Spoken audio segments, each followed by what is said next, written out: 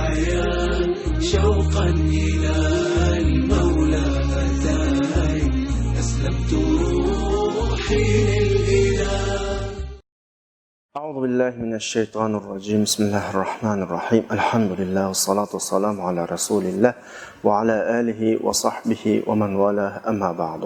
Hürmetli qardaşlar, biz bugün Sure Nisa'nın 11. ayetiga keldik. Sure üzlüksiz aslidagi temi so'g'an biz darsimizning başıdlam surening başıdlam bayon qilganimizdek qurilish haqida ketyapti. Ya'ni jamiyat qurilishining asos bo'lgan oila qurilishi va oila qurilishininki sog'lom bir shaklda bo'lishi va davomli ishiga kerakli bo'lgan shaxslarningki qurilishi va ularning o'zaro bir-biriga qarata majburiyatlari va har shaxsning huquq nimasi o'zining huquq manfaati qatorliq nuqtalar oyatda inchkilik bilan qana qilinyotdi, bayon qilinyotdi. Bugungi oyatimizdami yuqoridagiimizdek kishi vafot topgandan keyin shu kishiga munosabatlik uning bolasi, mayli o'g'il yoki qiz, otasi, ota-onasi, dadasi yoki onasi va shu doirada chambarsimon shaklda kengaygan bir shaklda har bir a'zoninki shu vafot topgan kishida qoldirib ketgan mol dunyodan, merosdan shularning o'lishini bayon qilyotdi. Aldı bilen qarindoshlarimizga demek çoğunum şu 11. ayet ve ondan keyingi 12. ayet mirasning tafsiloti, miras qoidalarininki. Tabii ki biz dersimizde mirasninki inchki taraflarining hammasini qarindoshlarimizga to'liq tushuntirib bo'lmaymiz. Chunki Alloh subhanahu va taolo miras ahkamları ve başka ahkamlarını xuddi devletninki qonun moddalari şekilde birinci, ikinci, üçüncü deb hammani bir yerga to'plab ekemaklik Qur'oni Karimda. Yani Qur'oni Karimdagi hukmlarninki bir butunligini, har bir hukmning oldidagi shu hukmni taqozo qilgan turtga omillar bilan keynidagi natijalarini bog'lash, islomning ahkamlarining bir butunligi qanaqdir parça cüz'i şekilde bir taraflı ve emaslikini isbatlash yoki shuni gavdalantirish uchun ahkamlar taraf-tarafga chechilgan, har munosabatda ma'lum bir qismi bayon qilinadi. Miras ahkamlarini bir butun ayirish uchun Qur'oni Karimdagi butun miras ahkamlariga munosabatli oyatlarni bir yerga to'plash kerak va vafot topgan kishilarning ahvoli har xil bo'ldi, vaziyati.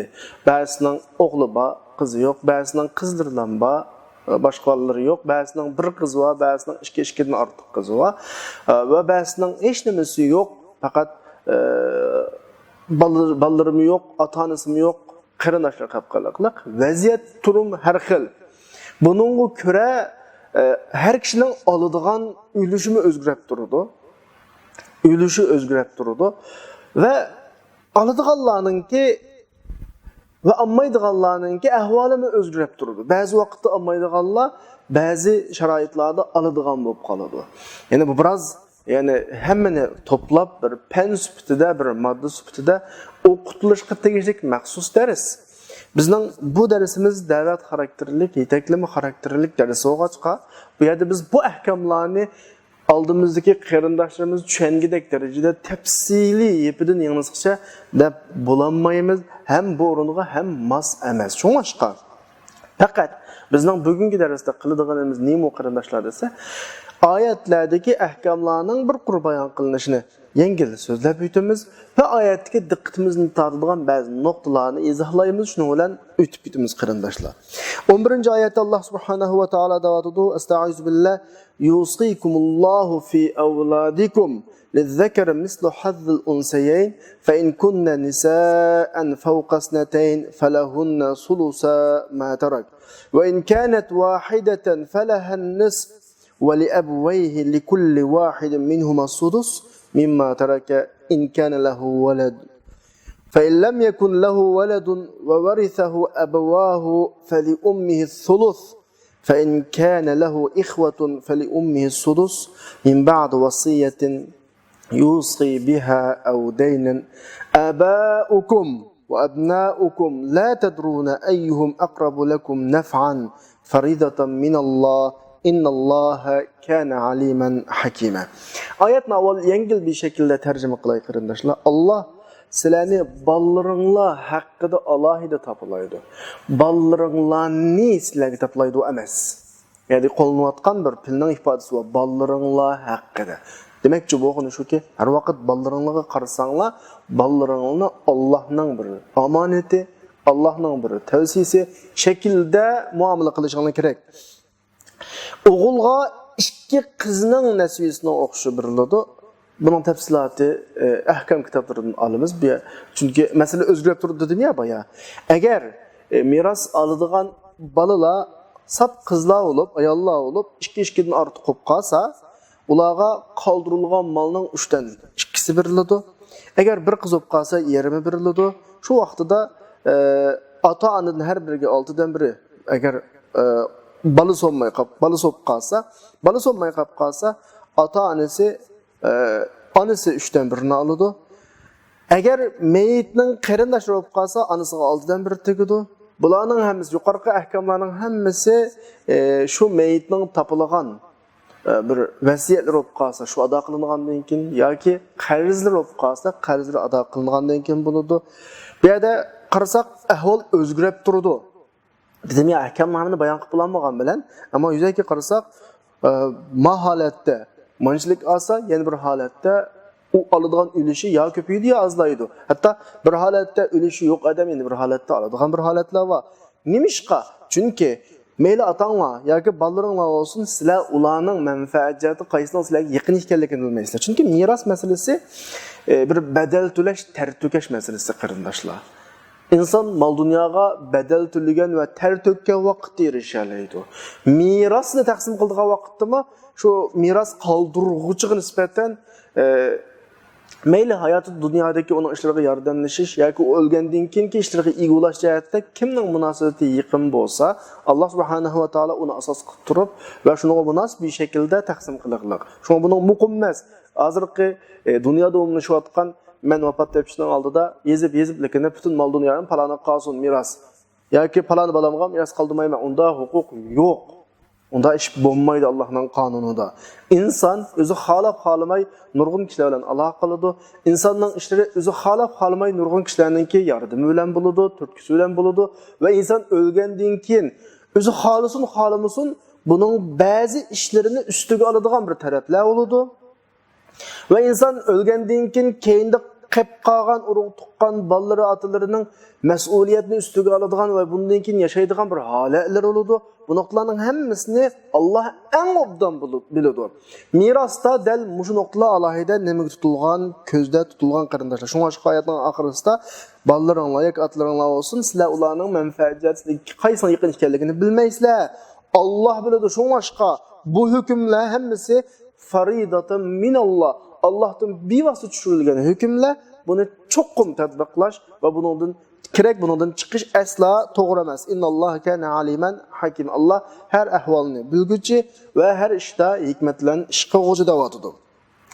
Oyatda diqqatimizni tortadigan nuqta qaysi desa, oyatning 5-i yusikumullohu fi avladikum. Azroq arabcha o'qiganlar biladi. Yusikumullohu fi avladikum degan oyatdagi topilaydi degan fe'l yusikum normalda boshqa yerda qo'llanilsa fi avladikum degandagi fi ifodasi bilan emas, ravish ifodasi bilan emas, bog'lash ifodasi bilan bi avladikum degan shaklda qo'llanildi. Masalan, zalika wassakum bihi. An'amning 153-oyat. Vassa bihi ba. Hozir sizlarga tushuntirma u ba'ning fining nima ma'nosi bor. Sura Shuraning 13-oyatda shara'alakum minad-dini ma wassa bihi nuhan bihi. Ondan keyin Sura Luqmanning 14-oyatda wasqaynal insana biwalidayhi bi. Odatda yuqorqi tilg'agan 3 oyatda toplash, vasiyat degan mazmun ba bog'lanchisi bilan g'a, qa, ga, ka degan ma'noda bog'lab kelingan. Bu yerda faqat tavsiya, vasiyat, topilashninki munosabatlik tarafidan ifodalangan bo'ladi yuqorqi oyatlarda. Ammo bugungi oyatchi biz o'qiyotgan oyatda desa fi arab tilida ravish deymiz, ichida mushularda degan ma'noni ifodalaydi.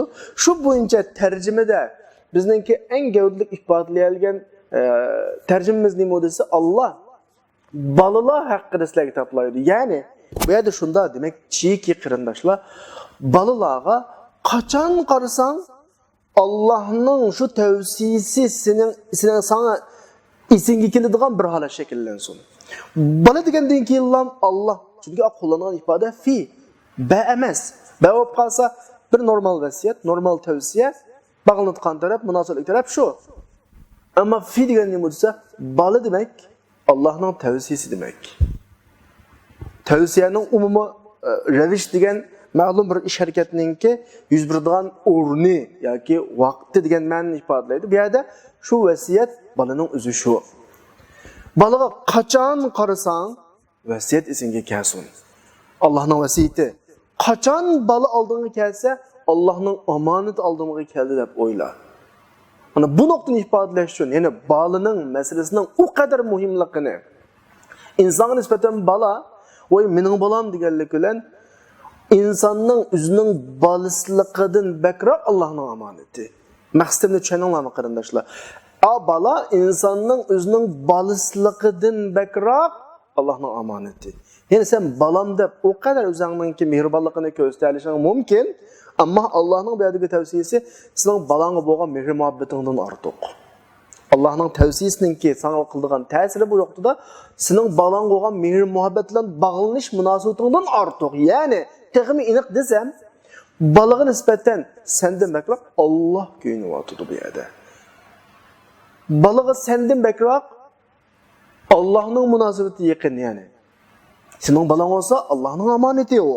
Bu shaklda muomala qilish uchun Alloh subhanahu va taolo balani bizga bir omonat, bir vasiyat, bir tavsiya, bir topilish. Odatda misol olsak, valillahil masalul a'la. Biz bir yerga safarga chiqsak, masalan insonchilikda bir narsalarimizni birlariga topilib qo'yamiz. Ammo siz mana narsamga qarab qo'ying. İnsan bilan insonning o'tirisidagi masala bu.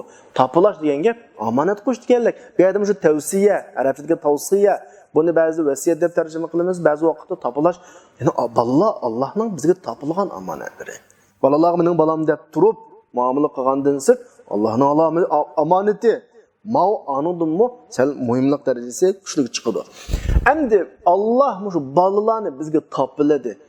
Nimani topiladi desa, kishi vafot topgandan keyinki vafot topgan kishining mol mulkidagi balalarning meros haq huquqlarini bizga topiladi. Ya'ni o'g'il bolaga ikki qiz bolaning nasibi ashaddan boshlab oyatning oxirigacha meros ahkomlari masalasi. Endi mazmunni ko'rgandan keyin ilgari darslarning mazmunini bir eslab chiqsak, bularning hammasi ijtimoiy jamiyatning asosi bo'lgan oila ve her ailenin asası olan her bir a'zoningki hukuk menfaati qo'g'dilayotgan bir mesele.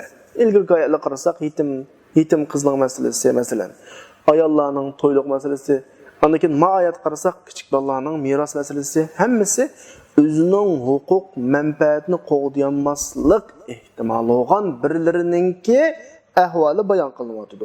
Mushlar kafolatlar qilinsa, cemiyetinin sağlam cemiyet oluşuğa kapaletlik kılgılı buludu. Bundan başka ilgirki ayetlerde bizni bek agahlandı Allah subhanahu wa ta'ala. Yetimlerinin mallarını yıvamaslık, yetimlerge alaydı köngül bölüş taraflarda fevkalade agahlandı. Bu agahlandırışlar bizni hazırladı. Yani qanday qilamiz anda olsa, yetimlerge qanday muamele qilamiz, ölüp ketken kişinin balasıga qanday muamele qilamiz degandek bir hazırlık oldu bizde. Şu hazırlıkqa asasallam, əməsi sizin yetimlərə qarşı qıladigan ahvalınız bu. Yetimlərinki miras mal mülkünü bu şəkildə təqsim qılısınız degan bir məna bo'lishi mumkin. Ondan keyin oyat yana bir diqqat qildigan nokta. İlgirki oyatda Allah subhanahu va taolo miras masalalariga ishorat qilib, ota-ona, yaqin tuqqanlar, ayollar, balalar deb bir mazmunni keltirdi. Ondan keyin balalarninki tafsili keltirdi. Bu hamiz bayatqan nokta. Ama bu oyatga diqqat qildigan nokta nima desanglar, diqqatimizni tortadigan. erlarga ikki ayolning nasibasini biriladi degan ifodada asosiy o'lchamni ayollar qildi. Oyatning ifodasiga takror qaytadan qarab boqing. Erlarning nasibasi ikki ayolning nasibasiga o'xshaydi degan gap, ya'ni o'lcham ayol. Bu bir nuqta. Ayollarning nasibasi erlarning nasibasining yerimidimi? ifodada. Balki erlarning nasibasini o'lchashda ayolning o'lchami asosiy, ikki ayolning o'lchami. Bu bir nuqta. Bu yerda ayollarningki mirosda asosiy ekanligini bu bir ifodalanishi kerak. Bu bir. İkinci nokta miras meselesinde anlaydigan din düşmanlarının ağzından tuncu gepimiz ve ahirki gepimiz neymi dese İslam ayollarga erlerinin yerin mirasını verdi. Bu degen ayollarga zulüm kılganlık deydi. Beraber olsun deydi. Meseleni dersimizin başında ötkendek umumiyüzlük noktadan, umumiyüzlük taraftan tahlil kılmay bir taraftan kirdi. Kana bir taraftan kirdi. Ayol kişi demek fakat ve fakat vefat tapkan kişinin kızılam ayol kişi mi? Yani onun ayalı mı bağ mı? Anısı mı bağ mı? Kız kırındaşları mı bağ mı? Mesela biz ahkamlarga umumiyüzlük qarag'animizda mesela anısıga qarasak, ba'zida dadisidan ko'p oladigan yeri bor. Ba'zi dadisidan o'xshash oladigan yeri bor. Bu mu ayol? Kız kırındaşlarga qarasak, butunlay hech qanday erininki urug' tuqqanlari yo'q vaqtda onun bir tarafı bo'ladi. Erning qizlarga qarasak, o'g'illari ba vaqt, yo'q vaqt bo'lib, ba'zi vaqtda butun mol-mulkninki yerimini oladigan, butun mol-mulkninki 3dan 2sini oladigan ma taraflar bo'ladi. Ayol o'g'il vaqtida erning ayoli ba'zi vaqtda yerimini, masalan ba'zi vaqtda 4dan 1 degandek bir yerlari bor. Yani erning saplam yerimini aldı. Ayollarga erdan yerim tegadigan degan gap bütün ahkamlar içindeki bir yaşki taraf. Ondan başka yerde erlerden aşk alıdığı yerleri mi var? Erlerden tan alıdığı yerleri var. Xuddi başka ayollarını ayol emas. Fakat kızlarından ayol degandek bir xil ifade var. Şoňaşky biz deymiz, qaramoqçy bolsaň, hükümlerge her taraftan qara, umumi ahkamlardan qara, hatalışdan saklaydı. Bu bir nokta. İkinciden, ayetinin ahırda kimning manfaat jihatda sana eng yaqinligini Allah abdan bilir dedi. Yani bu yerden bizden aldığan bir noktamız neymi dese? Miras meselesi. Erle, şu miras kaldırıcı hayat vaxtida iqtisad tepişte şu adamga yaqin, hamkorlashadigan, yordamlashadigan noktalarni ma'lum darajada e'tiborga olgandan boshqa şu er kishi vafot top ketgandan keyinki qilib qolgan er kishininki ishlariga nisbatan ega bo'lish bu bir.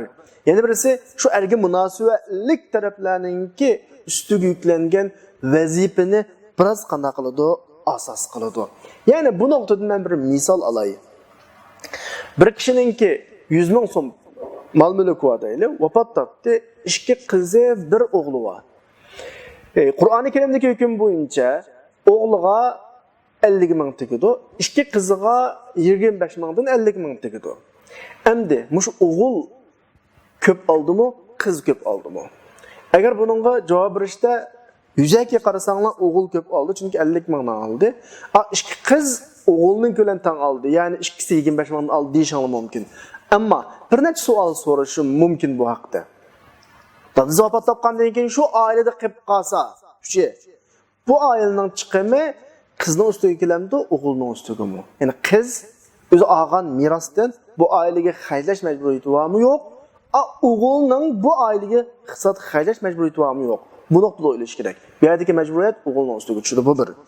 Ikkinchidan, bular o'zining shaxsiy oilasini qurgan vaqtida o'g'il bir aileni hazırlaydı. Hüküm bu, İslam'daki hüküm bu. Ve o ailege ekirgen kilinige toyluk birdi. Mesela oğul bir aileni hazırlap, ekirgen kilinige toyluk, onun hukuki ve ondan keyinki turmuş hayatındaki çıkımıga o'zi olgan 50 mingning 25 mingni xarjat deyli, o'g'ilda 25 ming qolib qoldi. Agar 50 mingning hammani xarjatsa tugidi. Endi qizchi Kız bir aile kurup, bir aileni hazırlap, bir aileye bir yigit ekiriş mecburiyeti yok. Aksincha qiz xuddi o'g'il qarindishi boshqalarning uyga kirgandek boshqalarning uyisiga boradi. Yani boshqalar hozirlaydi, islomning hukmi bu. Va u oilada u qizning ustiga hech chiqim qilish, hissat sarf qilish majburiyat olmaydi va to'ylaq elish majburiyat olmaydi. Aksincha boshqalar uning to'yli qoladi.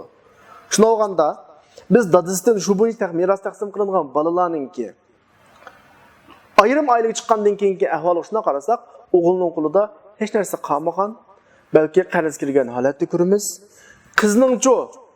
Qizningchi meroslari o'z peti balki eridan to'y qilgan yo'ldoshidan olgan to'yliqini agar o'zining iqtisodiga shunda qo'shsa, qizning iqtisodi bir necha hassa eshqam bo'ladi. Bu nuqtadan o'ylagan vaqtda o'g'il ko'p aptimi, qiz ko'p optimi? Agar yolg'iz yashasa, tamam, o'zining pulini xayrlab yashaydi. To'y qilgandan keyin bu qizning pulisi o'z patida saqlanadi, balki ko'payadi. Yani majburiyat. Qaranglar, islom bir odamga bir ulush taqsim qilgan vaqtda shu ulushga yarasha bir shaklda chiqim bilan taqsimlaydi. Bu nuqtadan aytgan vaqtida qizlarga taqsim qilingan ulush o'g'illarnikidan ko'p bo'ladi. Chunki qizlarning shu ulushini yolg'iz qilib qolsa, yolg'iz yashab qolsa, xajlaydi. Agar normal oilaga kirgan hech nima xajlamaydi. Allah ayollarni bu şekilde hürmetlilik, ayollarning turmushini bu şekilde kapolat ostiga ilig'liq. Ya'ni qizda to'y qilib bo'lgandan keyin, turmush qurib bo'lgandan keyin bir muncha zapas pul, favqulodda bir ish bo'lib qolsa, xajlaydiganga saqlanib turgan bo'ladi. O'g'ilda asosan hech nima qolmagan bo'ladi qarindoshlar. Bu nuqtani hargizmo nazardan saqit qilmaslik kerak. Chunki iqtisodiy hukm iqtisodiy hukm degandan iqtisodiy qoidaning cho'qim tepilish va xajlanish nuqtasiga qarab muomala qilinish kerak. Agar meros haqida e'tiroz bildirmoqchi bo'lsak, shu merosning kelgusidagi o'ynaydigan roli va og'uchininki uning bo'lgan ehtiyoji taraflar. Chunki islom bir odam haqiqiy musulmon bo'lib, ashta o'g'illarga birni, qizlarga yerimni birish ahkomini tatbiqlaydigan bir holat kelgan vaqtda boshqa hukmlarni tang tatbiqlanadi-ki, Arab qalsa, ailenin bütün iqtisadını xajlaydi, ayollar olib qalsa, ailenin hech qanday bir chiqimi ustiga qanday qilmaydi. Kelmaydi qarindoshlar. Islomning bir hukmini ijro qilib, qolgan hukmni ijro qilmaydigan shu. Buni bo'ysungan odam animi qiladi. Bu yerda ishkasi olgan o'g'il oyoqqa olganda xajlash majburiyati bor. Miyada elib, yada xajmayman desa, ko'tarava deymiz bu gapni. Nima sen deydigan gap. Shu masalani tahlil qilgan vaqtda har tarafdan tahlil qilish kerak qarindoshlar.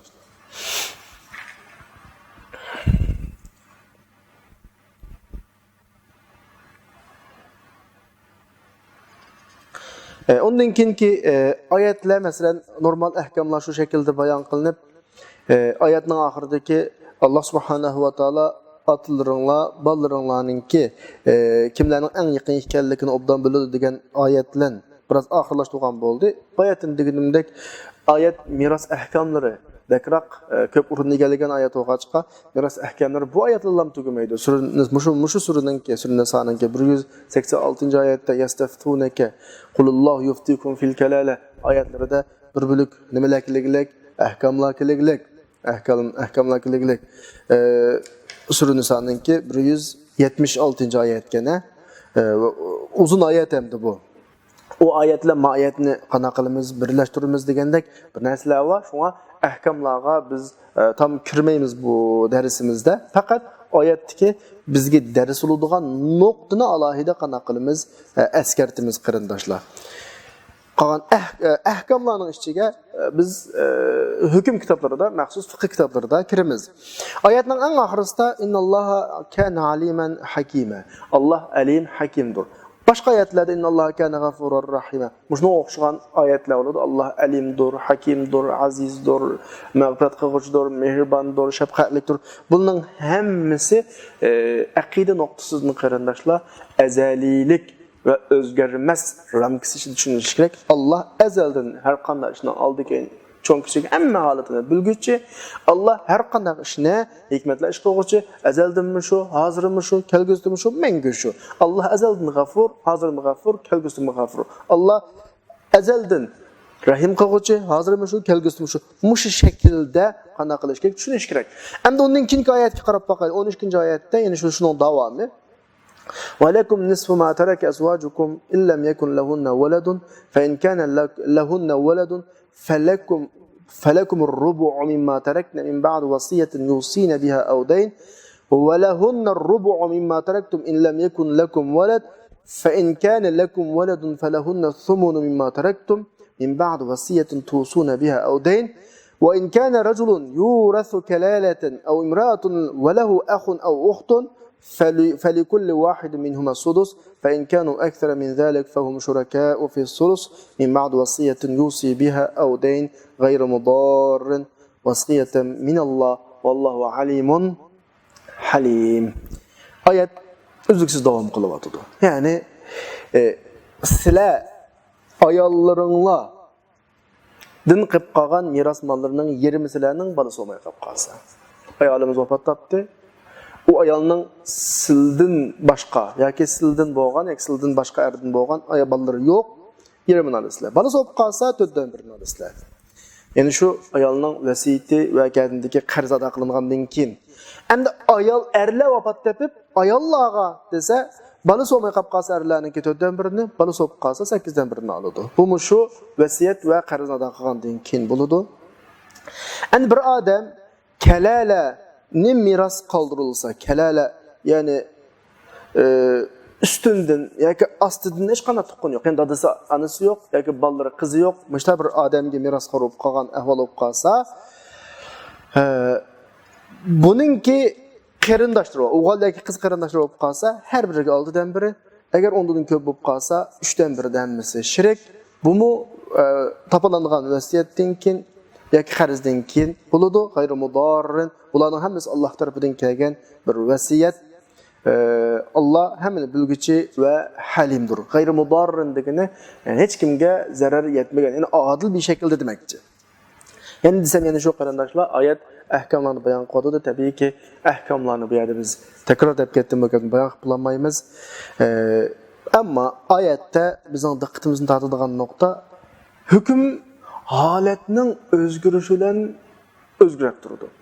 Bir ba'zida 20ni olsa, ba'zida 8dan 1, ba'zida 6dan 1. Bir ayol bayatdan erning 20ni oldiq ya, har doim unda emas.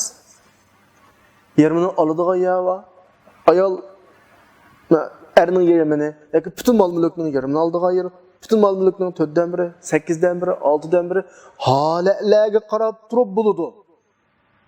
Bunun hammasi Allah bilgen bir hikmet üçün hiç kim zararga uçurmagan bir şekilde ada kılıngan, taksim kılıngan Allah'tan kelgan vasiyeten min Allah. Allah'tan kelgan bir amanet, Allah'tan kelgan bir vasiyet, Allah'tan kelgan bir tapılaş. Bu şekilde icra kılışımız gerek qarindoshlar.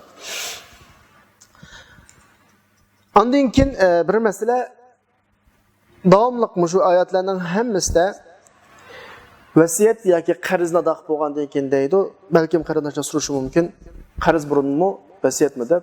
Tabiiyki qarz burun. Qarz degan haq, ado qilish vojib bo'lgan haq. Vasiyat vojiblik darajasi anundan biroz tuvan, vojiblik darajasiga yetmaydi. Shunga avval qarz ado qilinadi, ondan keyin kim ado qilinadi? Vasiyat ado qilinadi. Vasiyatmi 3dan 1 doirada ado qilinadi. Ya'ni malning 3dan 1 doirasida bo'lsa, şu şekilde yoki ko'p bo'lib ketsa 3dan 1 doiraga egilib turib ado qilinadi. Undan keyin g'ayri mudarrin, ya'ni hech kimga zarar yetkazilmagan bir shaklda degani vasiyatni ijro qilishda, tatbiqlashda va shu mirosni tatbiqlash, miros ahkomlarini hech kimning bundan qochish huquqi olmaydi. Qochish olmaydi. Ba'zilar har xil hiyla ishlatib, balkim qana qilishi mumkin. Masalan, ayollarga balasi yo'q o ayoldan o'zining ömrünün oxiriga kelib qolganligini bilibla shaqqida o ayolning talaqini berib o'tib, yani baka pul mollarim, burunqi ayollarimdan bo'lgan bolarimga qolsin, ma ayolni yanada to'y qilma deydiganga o'xshagan yoki shunga o'xshagan bir ishlarni qiladigan ahvollar bo'ladi. Har xil ko'rinishlar bor, aldamchilikningki hiyligarlikninki, mirosdan qachish ahvolininki bu keskin bo'lmaydigan ahvol. Allah bilib urullaştırdı, hech kim zararga ushurmaydi va ushurmaslik kerak. Yine shuningdek bir misol olsam, agar kalala bo'lib qolsa, kalala deb oyatda bir iborat va dadasi yoki bolasi yo'q. Ya'ni ota-onasi yo'q, bolasi yo'q ahvolda uning o'g'il yoki qiz qarindoshlari undan 6dan birini oladi degan bir shaklda. Bir o'g'il, bir qiz bo'lib qolsa 6dan birini oladi, ko'p bo'lib qolsa 3dan birini oladi. Nechakaga vaqt deyishi mumkin. Nim deb ballar bo'lmagan ahvol ostida bir tuqqan oladi. Ballar bo'lmagan ahvol ostida bir tuqqanlar oladi. Chunki g'ayri mudor, zarar yetmagan, zarar hech kim ziyon tortmagan degan bir iborat var ya, bu bir Allohning adolati degan bir iborat var ya. Nima desa, ilgirki oyatim ko'p o'tdik. Ya'ni shu vafot topgan kishiga mayli hayot dunyodagi yashamlarga nisbatan yordamlashish jihatdan yoki keyingi ishlarga egalash jihatda Alloh eng munosib ko'rgan munosabat bilan taqsim qilmoqlik, buni bekor taqsim qilmoqlik. Masalan, deyli, bir odam vafot topdi, uning kichik bir yetim bolalar qolib qolsa, u masalan kimga qolib qoladi? Hech nima qoldirmay ketgan ahvol ostida bir qizlar qolib qoldi, bolalar qolib qoldi. U odamning shu bolalarini, shu qizlarini kim bexib cho'ng qilib desa, ko'p hollarda u o'rning otasi bo'lmasa, agar ota-onasi bo'lmay qolib qolsa, qarindoshlari bexib cho'ng qiladi. Qarindoshlari uni o'z himoyasiga oladi. Mana mushunchalik bir masalami bu yerda ko'z tutiladi. Shunga kalala bo'lgan holatda, ya'ni otasi yo'q, bolasi yo'q holatda agar qarindoshlar bo'lib qolsa, qarindoshlari noma ozdir, ko'pdir, buningda nimasi bor, ulushi bor. Ya'ni bu yerdagi ahkomlar, ya'ni takror desak, ya'ni shu gapni qanday qilamiz, takrorlaymiz. Hech qaysi behuda bo'lib qolgan ahvol emas. Hech kimga berilgan meros behuda berilgan meros emas. Hammasininki ya er kishi hayot vaqtida uning ishlariga ma'lum darajada yordamlashishda turtki bo'lish jihati munosabati bor. Yoki vafot topgandan keyingi ishlarga ega bo'lish jihati munosabati bor. Mana mushu munosabat bilan turib taqsim qildi. Diqqat qilsanglar, ballar bo'lib qolsa qarindoshlar meros ololmaydi. Ballar olmagan vaqtda tegadi. Masalan, o'zgarib turdi dedim ya, bu yerda muqim faloni manjlik, buguni manjlik, muqim ahkam yo'q. Nima desa, ahvolga qarab turib o'zgarib turdi.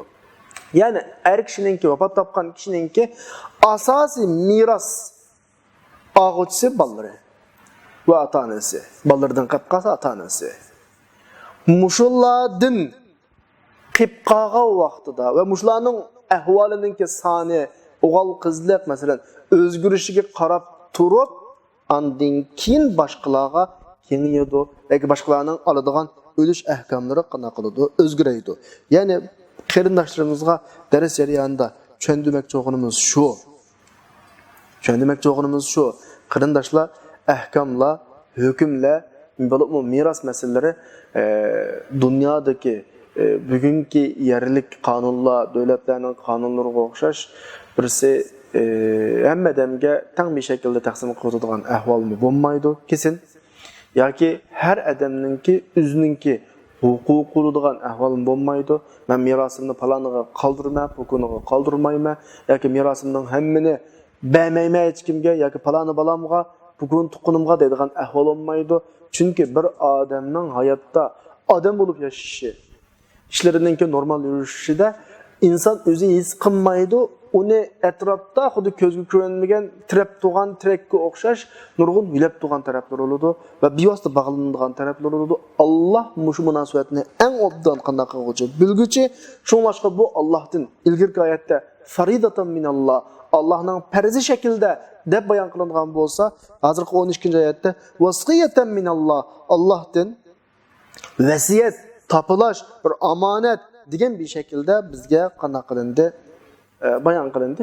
Ondan boshqa merosninki nurg'un ahkomlari va qoidalari va merosxo'rlar amal qilishga tegishli ishlar va men buning hammasiga bu yerda kirib bo'lmadim, chunki deb o'tganimdek tafsiloti bak cho'ng masala. Uning ustiga avam buni biroz qanaq bo'lmaydigan, sig'dirib bo'lmaydigan, o'zlashtirib bo'lmaydigan bir masalalar. Bunda kasbiy o'qigan kishilar ketadi buningga. Bu normal ahkomlardan farqli bir shaklda muomala qilingan alohida o'zal bir ahvol. Faqat Oyatdan bizga keraklik biz yani qabul qila oladigan bir darajada mazmun ap to'xtadik. Eng oxirisida oyat vallohu alimun halim. Allah hammani bilguchi, Allah halimdir deb oyat oxirlashdi. Allah hammani bilguchi, Allah halim degani. Halim degan nuqta bir eskartish. Alim eskartish, halimu bizga berayotgan bir signal. Qanda Allah hammani bilguchi. Sen nimalarni o'ylayotganligingni, nima hilalarni ishlatayotganligingni Allah obdan biladi. Va halim degan nima desa, darrov jazolamaydi. Ammo mutlaqo buning bir hisob kuni va halimning ma'nosi shu. Balkim sen bugun atrofingdagi sud, hukm, hatta diniy ahkam bo'lsa, diniy sud bo'lgan taqdirdami, shuningga tayinib bir dalillarni ko'rsatib turib, boshqalarning haqqini yeb olishing. Bir dalillarni ko'rsatib turib, suddan o'zingga foydali hukm chiqarib olishing mumkin. Ammo buni aldab qo'ymaysan. Balkim Allah dunyoda bu to'g'riliqni jazolamasligi mumkin. Ammo qiyomatda mutlaqo buning bir jazosi bo'ladi. Bir nuqtani eng oxirida eskartib qo'yay qarindoshlar. Men islom sudini da'vatman. Musulmon sudchilar, musulmon qozilar islom shariat hukmlariga tayinib hukm chiqargan taqdirdami, suddan chiqarilgan hukm qiyomatda insonni qutqizolmaydi. Sud faqat yine qado, sudchilik ko'rgan delil, o'rtaga chiqarilgan delil.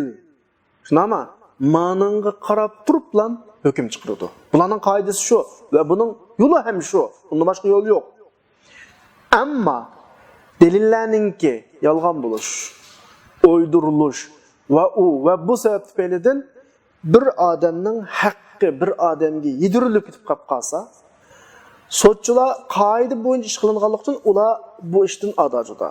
Ular gunoh bo'lmaydi.